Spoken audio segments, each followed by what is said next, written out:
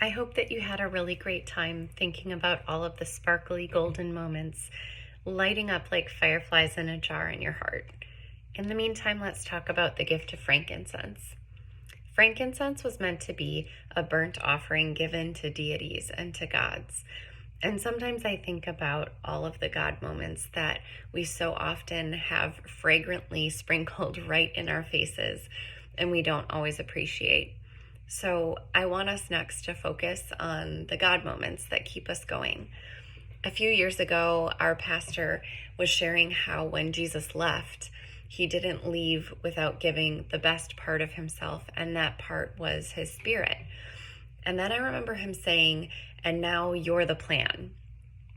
And I didn't get it. I didn't understand that us being the plan meant that God had ordained Jesus' spirit in us to carry out the best parts of himself. While I'm not sure that I'm always the best part of that plan, I am sure that I have about 1,000,000 mothers in my life who are. Let's look back to the text of the Bible for a second in Luke chapter 1, verses 39 to 45, when Mary visits her cousin Elizabeth.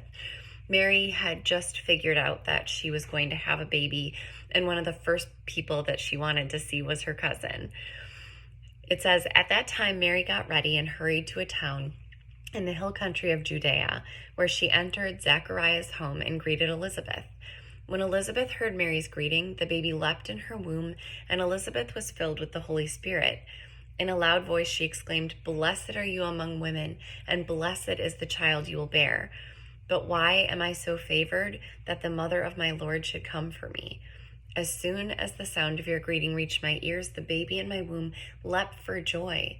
Blessed is she who has believed that the Lord would fulfill his promises to her.'" I love this, probably because I'm really close to my own cousins, one in particular who gave me the courage to go to college. She was my college roommate, and she's the kind of cousin where when you're sick, she does the opposite of what I would do. If you tell me that you're sick, I will call from across the house, "Are you feeling okay? Can I get you anything?" And I'll probably leave a glass of water or a bowl of soup about 10 feet from your door and walk away. My cousin is the opposite. She will curl into bed beside you, read you your favorite stories, listen to your favorite music, and make you pretty much anything you want. She is one of my mothers. I think that I've been so blessed with so many women like Mary and Elizabeth who have stepped up and really shown me what I need to do in order to be the best mother that I can be. There's an old joke that says that if the 3 wise men had been 3 wise women, things probably would have been a little smoother for Jesus. While I'm not necessarily positive that that's the case, I do think that it's an important thing that we focus on the people that God puts in our way and those God moments that are ordained in the everyday relationships we have. I think about my own sister whose life goal and ambition it is to just be a mother. I have a busy mind and a busy heart, and I'm always on to the next thing. And when I look at her, I'm just inspired by her peace and her calm and her ability to know her place and her heart. I think about my mom, who would work at night sometimes, but came home to bake with me or check my homework. One of my favorite memories was in the winter. She came home way past dark, and it had just snowed, and she asked who wants to make a snowman. And we went out and made the saddest, lumpiest, tiniest little snowman you could possibly imagine. I think about one of my best friends, Rebecca, and her capacity to forgive. I think about one of my best friends, Jamie, who helped me through my own spout of infertility. I think about my grandmother, Lucy, who taught me the power of laughter and dancing in the kitchen. I think about my friend Tiffany, whose hands are always spilled with glitter and glue and art, and who really understands the meaning of patience. I think about my co-teacher, who knows on days that I don't have a break that our code word is Pop Rocks. And even though she is about 10 years younger than me, she will run into the room and save me anytime I need it. I think about another co-teacher I have, Kira, who gives the best hugs that are otherworldly and wise. I think about my first mentor teacher who told me that someday I'm going to be a really, really good teacher when I become a mother and recognize that every single kid in my room is someone's baby. I think about my friend Frankla, who taught my kids this ridiculous game where you run around the house at night with the lights off and the dogs running and flashlights, just to remember what it's like to be young. I think about my children's godmom, who was adopted and loved them when I had to go to work.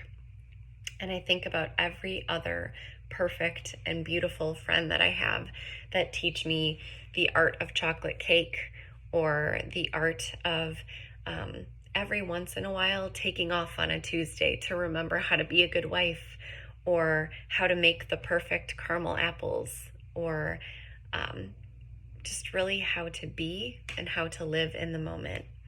There are so many people that inspire me every single day, whether they are my treasured friends dropping everything to pick up my kids when I can't, or my mother-in-law, who raised the best man that I know and taught me how to raise a son on my own.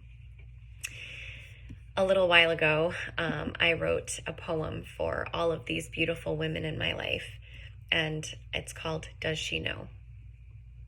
She is a wonder, an apothecary of magic, weaving words that draw and settle and heal places of your spirit you didn't even know were raw, until her brilliant stardust of diction falls into the cracks, mixing with molten hope until you become once more a priceless paragon, liquid gold filling you, making you stronger than you ever were before you realized that you were broken. She's not afraid of scars, but welcomes them in, tracing their storylines, drawing silver strands forth, crisscrossing their beautiful strings of prose, until all that remains is a dream catcher of renewed wishes. She is a wonder, the embodiment of all that is good and worthy and precious, breathing life into lost dreams and lost dreamers alike. She is a wonder, a curator of fragile memories, a keeper of secrets too heavy to hold alone, a kindred confidant, a borrowed gift of heaven.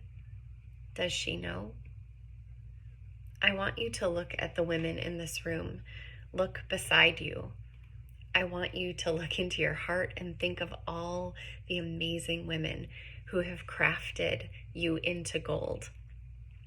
I want you to take a second to think of just one woman that you're going to reach out to later today and thank her for being your frankincense, your God moment, for being the person who showed up when the rest of the world maybe didn't.